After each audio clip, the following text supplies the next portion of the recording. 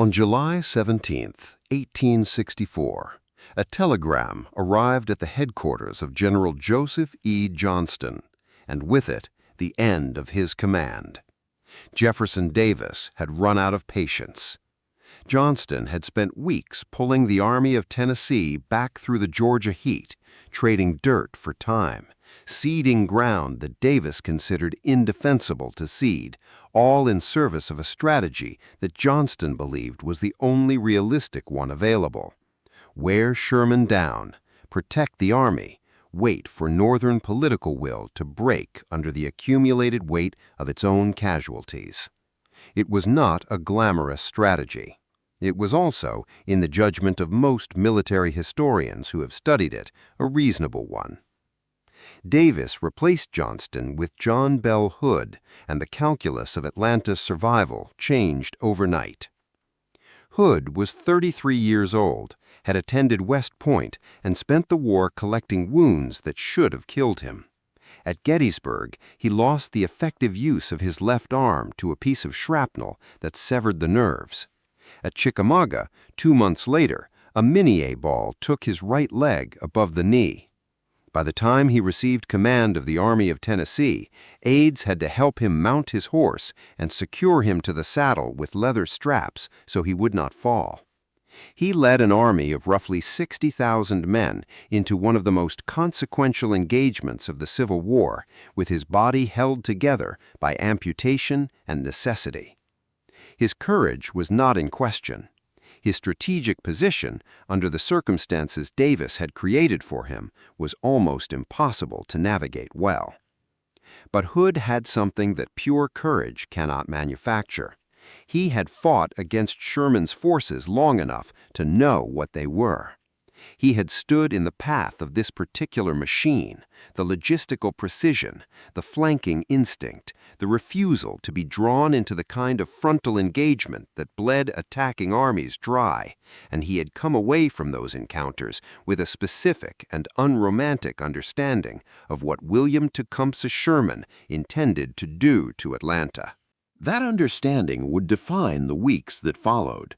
Not in the battles Hood fought, though he fought several, and they were savage, but in the warnings he issued, and what those warnings reveal about the nature of the campaign that was closing in on the city from the north.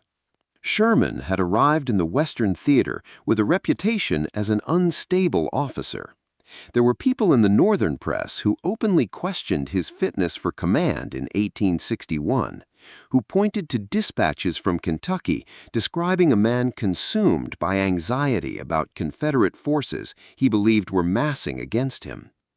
He was temporarily relieved of command. He recovered, fought at Shiloh under Grant, and began the long process of clarifying, in his own mind and then in practice, what kind of war he believed he was fighting. The clarification was not simple. Sherman came from a distinguished Ohio family with military and political connections, had been educated at West Point, had served in the Seminole Wars and in California during the Gold Rush, and left the Army to try his hand without great success at banking and law. He returned to Louisiana in 1859 to become the superintendent of the state's new military academy, the institution that would eventually become Louisiana State University, and spent 2 years living among Southern people, forming friendships, observing the society he would later spend years dismantling. He did not leave Louisiana because he thought Southerners were right to care about what they cared about. He left because he believed secession was illegal, that the political compact of the Constitution did not include a right of departure, and that a war over that question was going to be longer and more destructive than almost anyone on either side was prepared to accept. He was right about that, and the correctness of that prediction shaped everything that followed. Sherman had stared into the duration of the war before most people were willing to acknowledge it had a duration, and what he had seen was not a series of battles, but a contest between societies. The Confederate Army was not the Confederate cause. The Confederate cause lived in the farms and the foundries and the railroads and the human beings who maintained them. Defeating the army in the field, he came to believe, would not end the war if the society it sprang from remained intact and committed. What would end the war was making that society understand from direct experience that it could not be protected from what the Union was capable of bringing. By the time Sherman was given independent command of the military division of the Mississippi in the spring of 1864, he had worked out the essential framework of what he intended to do. He did not explain it to his soldiers in philosophical terms. He explained it operationally. They were going to move fast, live off the land wherever possible, destroy everything of military value in their path, and make the cost of sustaining the Confederate war effort so viscerally apparent to the Southern civilian population that the war would end not because an army had been defeated in the field, but because the population that sustained it refused to go on. Atlanta was the first full-scale application of that framework. The city had grown from a railroad depot into one of the Confederacy's most critical industrial centers in the space of roughly 20 years. By 1864, it sat at the intersection of four major rail lines, the Western and Atlantic running north toward Chattanooga, the Georgia Railroad running east toward Augusta, the Macon and Western Line running south toward Macon and Savannah, and the Atlanta and West Point Line running southwest toward Montgomery and Alabama. These lines moved troops, ammunition, food, and equipment to Confederate forces across the entire Deep South. Atlanta also produced the things those lines carried. The city's industrial district contained rolling mills that produced iron rails and artillery components, machine shops that repaired locomotives and manufactured weapons parts, an arsenal, a pistol factory, a laboratory producing artillery ammunition, and warehouses that stockpiled supplies for Confederate armies across multiple theaters of the war. It had hospitals, printing presses, and the kind of administrative infrastructure that large-scale military operations cannot function without. Jefferson Davis called Atlanta the most important city in the Confederacy after Richmond. Sherman agreed, and his agreement had a particular quality. It was the appreciation of a man who wanted to occupy the city. It was the assessment of a man who wanted to destroy what the city represented. Hood took command on July 17th and launched his first counteroffensive 3 days later. The Battle of Peachtree Creek on July 20th was an attempt to strike Thomas's Army of the Cumberland while it was in the process of crossing a creek north of the city, before it could establish solid defensive positions on the south bank. The attack was poorly coordinated. The Corps commanders had difficulty synchronizing their advances across terrain that had not been adequately scouted, and the Union forces, though caught in a partial crossing, were able to form defensive lines that repulsed Hood's assaults. Confederate casualties ran between 2,000 and 5,000 men in a single afternoon. Sherman's forces had bled considerably less. 2 days later, on July 22nd, Hood struck again. The engagement that became known as the Battle of Atlanta, sometimes called the Battle of Bald Hill, was a more ambitious operation designed to envelop McPherson's Army of the Tennessee from the east while simultaneously applying pressure from the west. Hardee's corps executed a night march of roughly 15 miles to reach a position on McPherson's exposed flank, a movement that was physically punishing and logistically complicated, and the attack that followed was the most intense fighting of the entire campaign up to that point.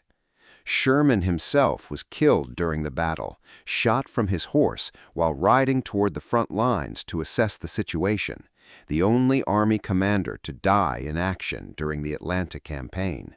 Sherman reportedly wept when word reached him. Hood's attack, despite the ferocity with which it was pressed, ultimately failed to achieve its objective. Confederate losses that day were devastating in both human and material terms. The Army of Tennessee had sacrificed men it had no way to replace. 6 days later, at Ezra Church on July 28th, Hood tried again. He sent Stephen D. Lee's corps against the Union right flank as Sherman attempted to extend his lines westward to cut the Lick Skillet Road. Lee's men attacked into prepared Union positions and were repulsed with severe casualties. The pattern was now unmistakable. 3 major attacks in 8 days, each one costly beyond what the Army could absorb, and Sherman's lines had not moved. They had, in fact, continued their methodical extension around the city. Hood returned to his fortifications, and Sherman began the second phase of his campaign, the sustained bombardment that would run through August and into September. The shelling of Atlanta was not a military formality. Sherman deployed artillery in positions that allowed shells to reach not just Confederate fortifications along the city's perimeter, but the interior of the city itself, and he used that capability without restraint. Rounds fell throughout the city, in residential streets, near the train depot, near the hospital on Alabama Street, in the neighborhoods where civilians who had not yet evacuated were attempting to maintain some approximation of ordinary life. Carrie Berry, a 10-year-old Atlanta resident who kept a diary throughout the siege, wrote entries that carry a terrible, matter-of-fact calm. She notes shells falling in the yard, family members moving to makeshift shelters dug into the earth, the routine of relocating to safer parts of the house when the shelling intensified. By the time she had been living under artillery fire for several weeks, the explosions had become part of the texture of daily existence.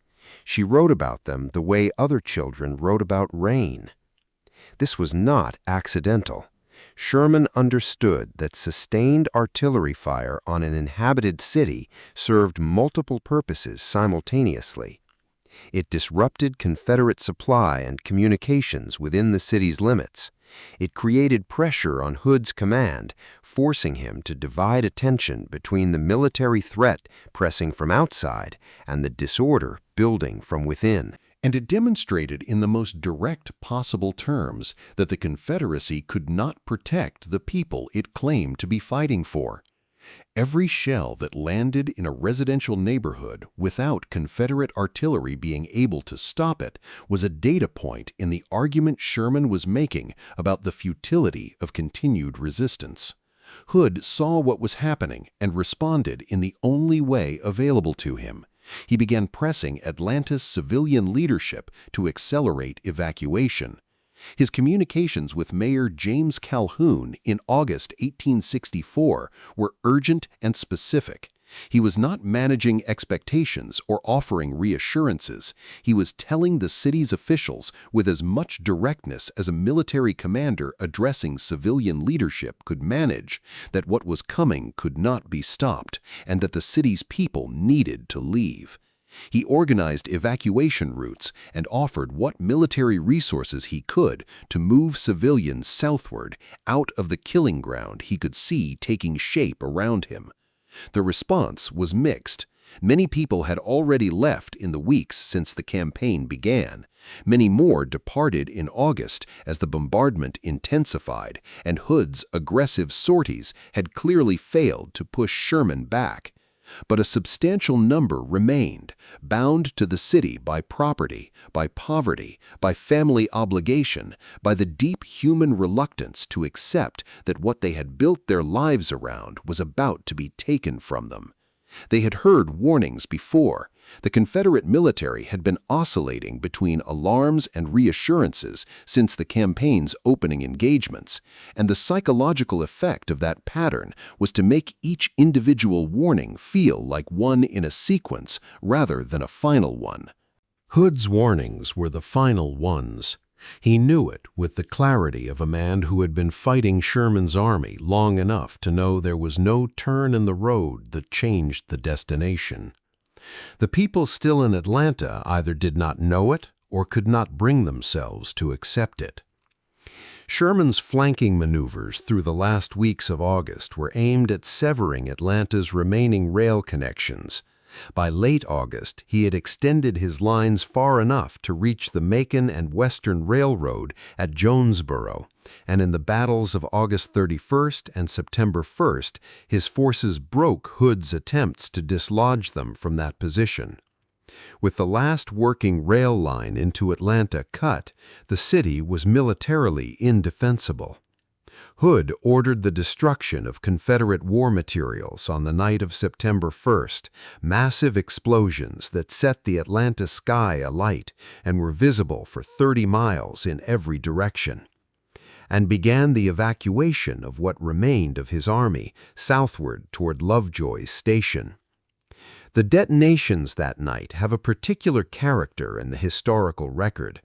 They were Hood's last act in the city he had defended and warned and ultimately could not save. A controlled destruction of everything the Union Army might use, every locomotive, every ammunition depot, every store of military goods that could not be moved in time. The sound of those explosions was the final chapter of Hood's warning to Atlanta.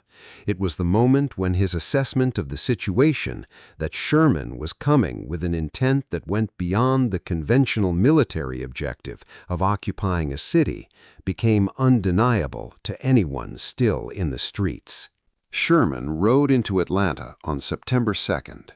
His telegram to Washington, "Atlanta is ours and fairly won," traveled north along the telegraph lines and arrived in a capital that had been living under the shadow of military failure and political uncertainty for months. Lincoln, running for re-election against George McClellan's peace platform, understood immediately what the fall of Atlanta meant for the election and for the war's continuation.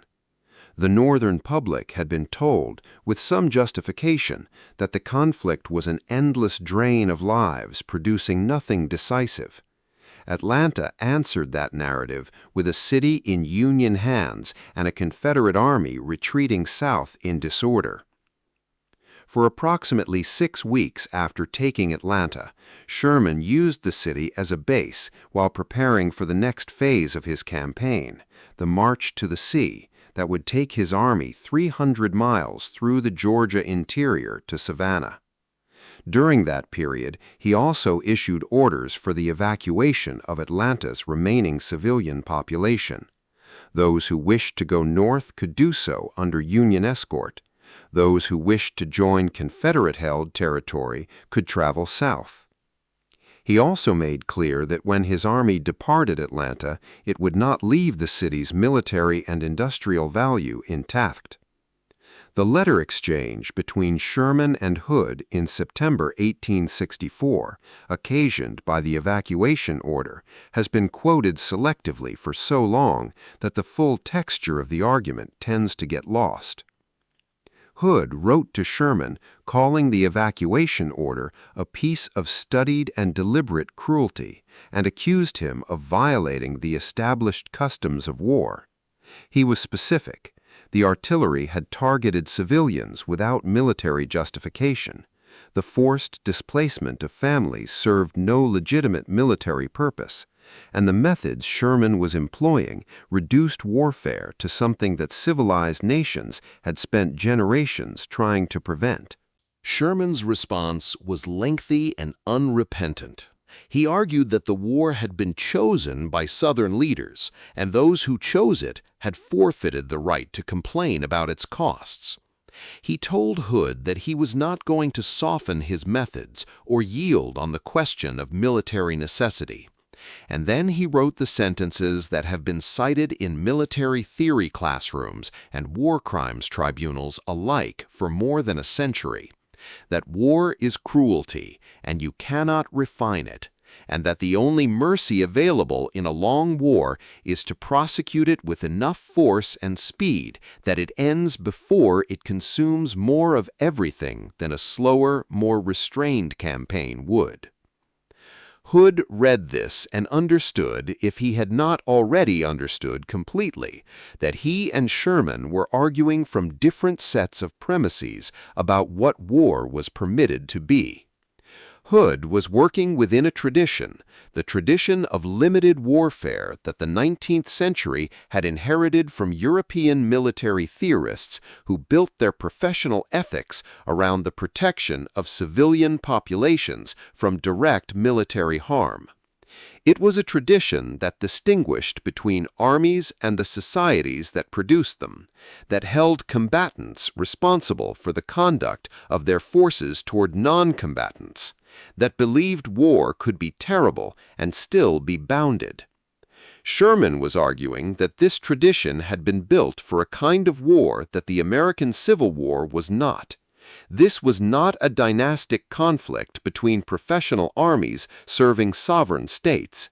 It was a war in which the full productive capacity of an entire society had been mobilized for military purposes, in which the farms that fed Confederate soldiers, the foundries that armed them, the railroads that moved them, and the women and men who maintained all of those systems were participants in the Confederate war effort in ways that the older tradition of limited warfare had not been designed to account for.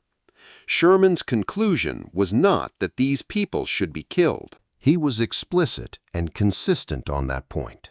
His conclusion was that they should be made to feel the war in terms they could not insulate themselves from, that the productive and psychological infrastructure of the Confederacy was a legitimate military target, and that attacking it was not a deviation from effective strategy, but its highest expression. Atlanta was the proof of concept. In November 1864, before Sherman's army departed for Savannah, Atlanta burned. The destruction was extensive. Estimates of how much of the city was lost vary depending on the source and the methodology, but the industrial district was essentially obliterated, and the fires that spread from Sherman's ordered destruction of military targets consumed residential and commercial structures across a significant portion of the city. Sherman later maintained that his orders were limited to military targets and that soldiers extended the destruction beyond what he had authorized.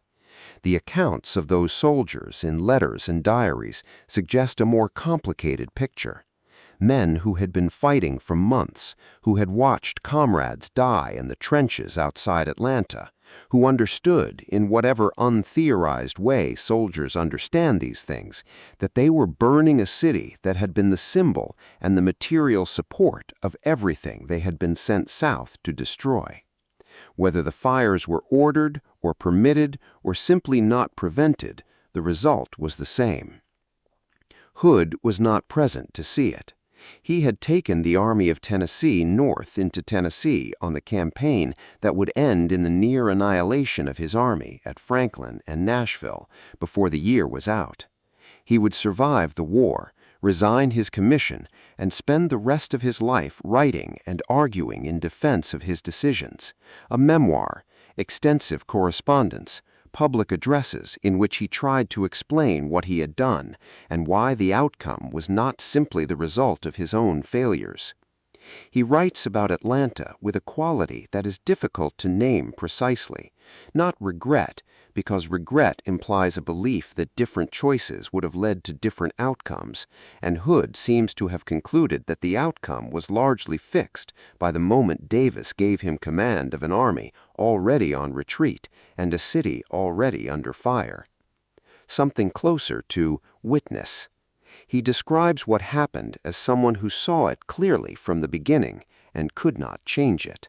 The Atlanta that rose from the ruins of Sherman's campaign became eventually the modern Atlanta, the commercial and cultural capital of the New South, rebuilt consciously and self-consciously on the narrative of recovery and reinvention. The phoenix that appears on the city's official seal is not accidental. Atlanta's civic identity was shaped in direct response to the burning in ways the city has never fully finished processing. The railroads came back, Commerce returned, the population grew and diversified and built something new on the old foundations. What did not come back in the form it had existed before September 1864 was the specific character of the city Hood had defended. The Atlanta of 1860, the Confederate logistics hub, the industrial center, the city whose position at the intersection of 4 rail lines had made it the beating heart of the Confederacy's war-making capacity. That Atlanta was exactly what Sherman had set out to destroy. He destroyed it. The Atlanta that followed was, in a real sense, his creation as much as it was the creation of the people who rebuilt it. Sherman spent the rest of his life defending his methods and navigating the contradictions of his reputation. He was celebrated in the North, offered the Republican presidential nomination in 1884, which he declined with characteristic bluntness. He was reviled across the South for generations, his name attached to a particular brand of military ruthlessness that people invoked whenever they wanted to describe warfare at its most deliberately destructive. Neither image captured the full man, who was capable of warmth and friendship and genuine grief at the human cost of what he ordered, and who simultaneously refused, until the end of his life, to apologize for a single decision he had made in Georgia. What Sherman was, at the core of it, was a strategist who had looked honestly at the war he was fighting and drawn conclusions that others refused to draw. He was not the only Union commander who understood that the Confederacy's civilian infrastructure was a legitimate pressure point. He was the one who acted on that understanding with the most clarity and the most consistency. And he was the one who articulated it in terms clear enough that they could not be dismissed as the improvised brutality of a general in the field, but had to be engaged with as a philosophical position about the nature of modern war.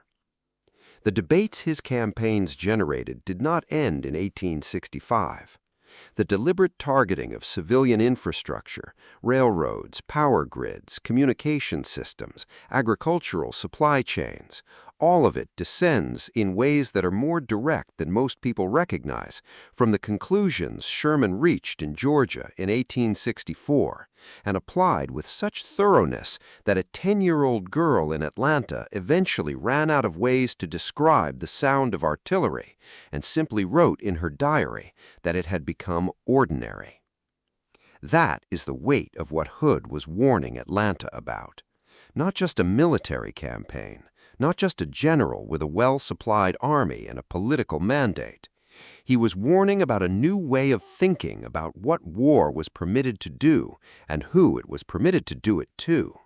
A philosophy embodied in a commander who had the strategic position, the political backing, and the intellectual clarity to act on his conclusions without hesitation or apology. Hood had seen what Sherman was. He had fought against it at Gaines' Mill and Antietam and Chickamauga, had been broken physically on those battlefields in ways that had not broken him professionally.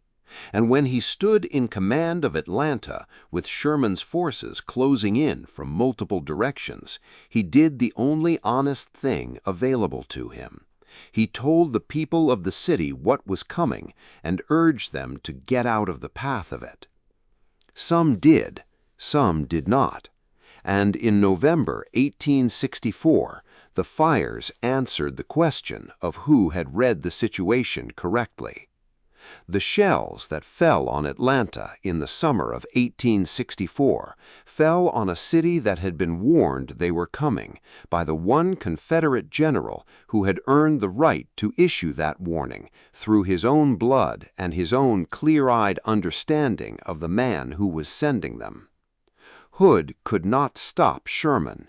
He could not maneuver around him, could not outfight him, could not produce the political crisis in the northern home front that would have forced a negotiated peace before Atlanta fell. What he could do, and what he did, repeatedly, specifically, without the comfortable ambiguity that generals sometimes use to protect civilian morale, was tell the truth about what was bearing down on the city. That truth arrived on schedule, exactly as he said it would.